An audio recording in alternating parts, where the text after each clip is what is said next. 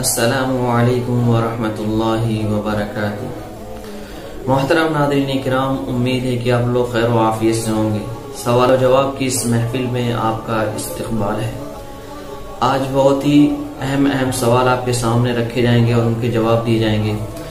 पहला सवाल ये है कि अगर कोई शख्स किसी दूसरे शख्स को सलाम पहुंचाए, बहुत से लोग कहते हैं ना कि मेरा सलाम फलां शख्स को पहुंचा देना, तो ये जिस शख्स के पास सलाम पहुंचाया जा रहा है वो सलाम का जवाब किस तरह देगा? उसका जवाब ये है कि जिसके पास सलाम पहुंचाया जा रहा है वो जवाब यूं देगा, अलैका व अलैहिस सलाम, अलैका व अलैहिस सलाम, इस तरह वो जवाब देगा। कबल इसकी कि आगे बढ़ूं और अहम सवालों पर आपकी नजर दौड़ाऊं, आपसे एक छोटी सी दरखास्त ये है कि अगर आप हमारे इस चैनल पर नए हैं तो हमारे इस चैनल को जरूर सब्सक्राइब करें ताकि हर दीनी वीडियो आप तक वक्त पे पहुंचती रहे। दूसरा सवाल ये है कि कुरानी आयात और अहादीस मुबारक को दीवार पे लटकाना कैसा है? सवाल करने वाले हैं हाफिज मोहम्मद अहमद, मक्का मस्जिद, जाजमऊ, कानपुर। इसका जवाब ये है कि कुरानी आयात दीवारों पर या इसी तरीके से अहादीस मुबारक दीवारों पर लटकाने में बहुत सी किस्म की खराबियां हैं।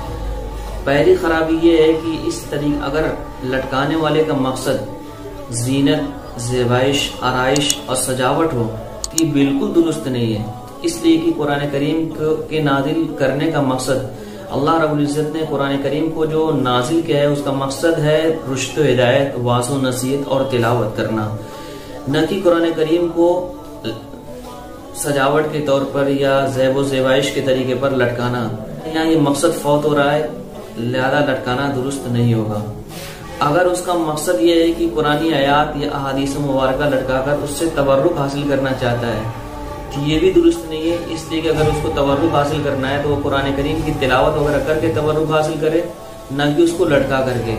इसमें तीसरी खराबी ये है कि इसमें अल्लाह के रसूल सल्लल्लाहु अलैहि वसल्लम, सहाबा किराम, ताबीन, तबा ताबीन सबकी मुखालफत होगी, इसलिए कि इन्होंने ये काम किए नहीं है। जब इन्होंने ये काम किए नहीं है तो ऐसे काम को इख्तियार करना जो अल्लाह के रसूल ने नहीं किया, सहाबा ने नहीं किया, ताबीन ने नहीं किया, इस रास्ते को इख्तियार करना, इस तरीकों को इख्तियार करना बिदात कहलाता है। लिहाजा याद रखना चाहिए कि खैर व भलाई जो घर के अंदर आएगी वो इन्हीं असलाफ के और इन्हीं यानी सहाबा किराम, खुलफाए राशिदीन के और अल्लाह के रसूल सल्लल्लाहु अलैहि वसल्लम की पैरवी और तरीके को इख्तियार करने ही से आएगी।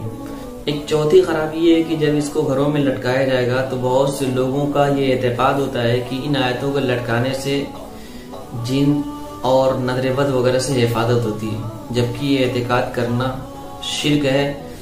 और इस तरीके का अकीदा रखना कि इन आयात के लटकाने से और इन अहादीस को लटकाने से नजर-ए-बद और जिन्नात वगैरह से हिफाजत होती है, दुरुस्त नहीं है।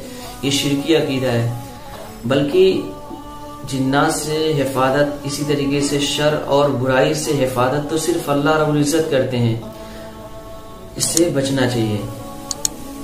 पांचवी खराबी ये होती है कि कभी ये आयात वगैरह जीरो यानी या तो जानवरों की शक्ल में, जानवरों की सूरत में लिखी होती हैं या किसी सजदा करते हुए इंसान के साथ लिखी हुई होती हैं। जीरो की तस्वीरों को इस्तेमाल करना लाजिम आ रहा है और जीरो की तस्वीरों को इस्तेमाल करना ये हराम है, लिहाजा इससे भी बचना चाहिए।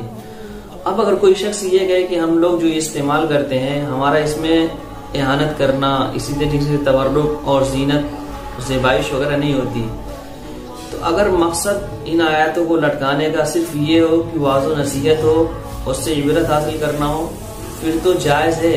लेकिन अमूमन यही देखा जाता है कि लोग इससे इबरत हासिल नहीं करते, इसलिए कि जिन घरों में ये आयात वगैरह लगी रहती हैं उन्हीं घरों के अंदर बैठकर लोग हंसी मजाक करते हैं, झूठ फसाद बोलते हैं। तो इससे मालूम होता है कि इन आयात को लटकाने का जो मकसद था यानी वाज़ो नसीहत हासिल करना, वो वाज़ो नसीहत हासिल नहीं हो रही है, लिहाजा ऐसी चीजों से बचना चाहिए। तीसरा सवाल है कि गर्मी की वजह से सर को ढांपे बगैर तिलावत करना दुरुस्त है कि नहीं? सवाल करने वाले हैं मोहम्मद वजाद, जामे मस्जिद दिल्ली। इसका जवाब यह है कि कुरान करीम अल्लाह रब्बुल इज्जत का बहुत जबरदस्त और पसंदीदा कलाम है, उम्दा कलाम है। कुरान करीम को जितने अदब और आदाब के साथ रियायत करते हुए पढ़ा जाए, जितना उसका अदब एहतराम बरकरार रखा जाए, उतनी उसकी बरकत से हम लोग मुस्तफिद होंगे। उसके आदाब में से ये है कि किबले की तरफ रुख कर लिया जाए, बावजू खुशबू से मुअत्तर हो, अच्छे कपड़े पहनकर तिलावत कर रहे हो। सर पे टोपी हो, सर ढका हुआ हो, ऐसी तमाम सूरतों में अगर तिलावत करेंगे तो ये कुरान करीम की बरकत से हम लोग मुस्तफीद होंगे। अब इनका जो सवाल था कि गर्मी की वजह से सर को खुला रखने, अगर कुछ देर हम लोग बर्दाश्त कर लें, गर्मी को सह लें, तो ये इंशाल्लाह मरने के बाद हमें ज्यादा मुफीद होगा, फायदेमंद होगा।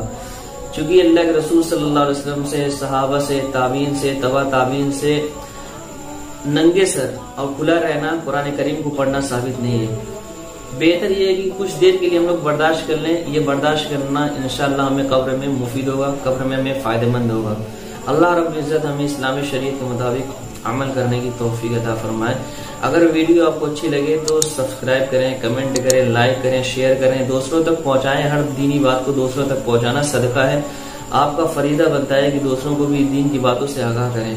अस्सलामु अलैकुम व रहमतुल्लाहि व बरकातुहू।